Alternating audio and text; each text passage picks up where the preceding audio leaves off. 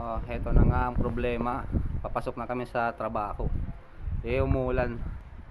Yan. Yan ang nakalimutan namin, magdala ng payong.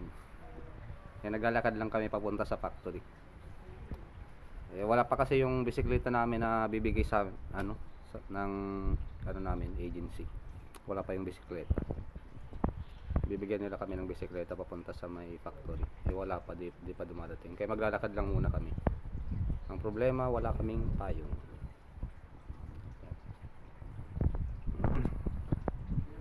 Kaya yung mga papunta dito sa Hungary, magdala na kayo ng payong, nakalimutan namin.